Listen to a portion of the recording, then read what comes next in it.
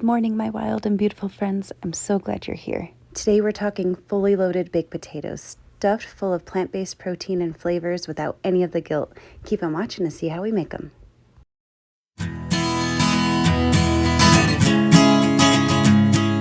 Okay guys, it's just me today, so I'm making one potato. You can of course do this in a larger quantity if you have multiple people to cook for. I've just got one russet potato here that I've washed really well, and I'm pricking it all around with a fork. So I've preset my oven to 425 degrees. We're gonna hopefully get these done before it gets mega hot out. I've got a little bit of parchment paper here that I've crinkled up in a tiny little pan since we're just doing one potato today. I'm gonna stick that in there. First, I'm going to glug on a little bit of olive oil, rub it around, and then we're gonna sprinkle on a bit of sea salt and pop it in the oven. Depending on your oven and the size of your potato, it'll take anywhere from 45 minutes to about an hour and 15 minutes for them to become tender and fluffy. I start checking mine at about 45 minutes. So while they're cooking, I'm gonna make this super simple, chunky guacamole recipe. I have an entire avocado. I'm gonna use the whole thing for one potato. It's gonna be really decadent, but without all that sour cream and butter. It's just about ripe enough. Probably could have gone one more day, but it'll work. Avocados are tricky. I've got a pretty hefty chunk of red onion here. It's gonna be probably about a half a cup. Just coarsely chopped it. Gonna throw that in with our avocado. I love having a lot of red onion. It adds a lot of crunch and texture, especially with that creamy potato. It's so good. And then I'm gonna kind of just eyeball our spices. It's a very small amount of guacamole, so you don't need too much. I'm gonna start small. We can taste it and add more as we go. I've got salt, pepper, and a little bit of garlic powder. And then I'm gonna add the juice of a half of a lime. And we're gonna start mashing it on up. If you guys have seen any of my videos, you know I'm notorious for using too small of a bowl. I am staying true to form here. I should have grabbed a bigger bowl. This is getting a little tricky.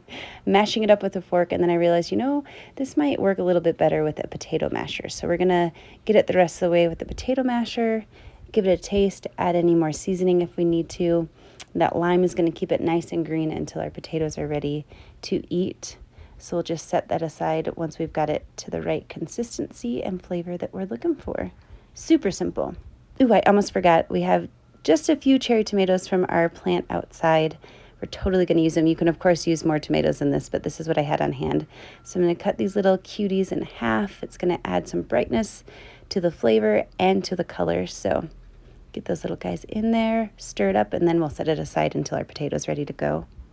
Next up, I'm going to prep the protein aspect of our baked potato here, or the extra protein.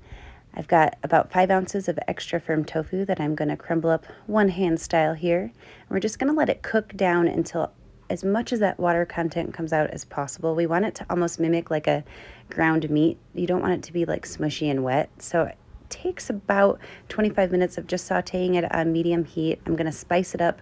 I'm kind of going for the cheesy garlic aspect of our filling here. So I'm gonna let it cook down. I'm adding salt, pepper, roasted red pepper flakes, and a good amount of garlic powder. I will, of course, link below what I added here. It starts to kind of cook down and get browned. That's what we're looking for, how it's a little bit more firm, browned up. We're just gonna let it chill here, or stay warm here until our potato's ready. Here's our cute little potato, nice and tender. I'm gonna pull it out of our pan, and we're gonna pull out the insides and get going. Oh, it smells so roasty in here. Yum. So I'm just going to cut out a large rectangle. Try to let it cool down so you can touch it if you have the patience. This one's still a little hot, but it's going to work. So I'm just going to pull out that rectangle there with a spoon or a fork. I think I'm grabbing one right now. It's like we're making kind of like a twice baked potato without having to twice bake it. So I'm going to pull that out, and I'm going to scoop out some of that flesh as well. And what we're going to do is mash that creamy, fluffy potato into our tofu mixture. So I've got a bowl here. Get out a little bit more of that meat. We'll transfer it to our hot tofu and add in some cheesy elements, and it's going to be so delicious. So here's our beautifully cooked down tofu. As you can see, it's still a little wet, but it's cooked down a ton. It has some crispy on it. It's got some brown on it. I'm going to toss in that potato and try to mash it in with one hand and a spoon. I'm going to have to do this off camera a little bit too. I need a tripod that goes over my stovetop. That would be so helpful. I think I should do that next time. So then I'm going to add a little bit more olive oil just to kind of get a little moisture in there, get it nice and mashed up a little bit, about a teaspoon. And I'm going to add a ton of nutritional yeast. This is that cheesy element. I'm going to get some B12 in there.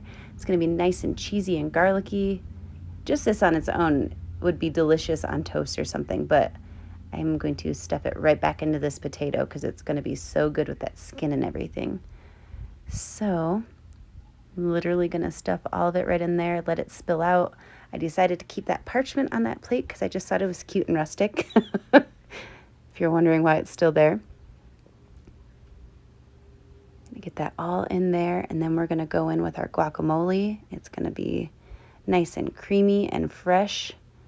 Add a little bit of a zing like sour cream would to your potato. And somehow I didn't think to mention this before, and I started eating my potato before I could show you, but you can also squeeze a little bit more fresh lime on top, and that just gets everything nice and juicy and brightens it up even more. It's so good. These flavors are so delicious together. I promise you're not going to miss the butter and the sour cream. This is a lovely way to eat a baked potato without any of the guilt. It's a full meal, chock full of protein. I hope you guys give this a try. It's so delicious. Thank you so very much for watching, you guys. I love making these videos for you. I have so much fun thinking of new ideas. I hope that you're all staying safe and healthy, and I can't wait to talk to you soon. Cheers.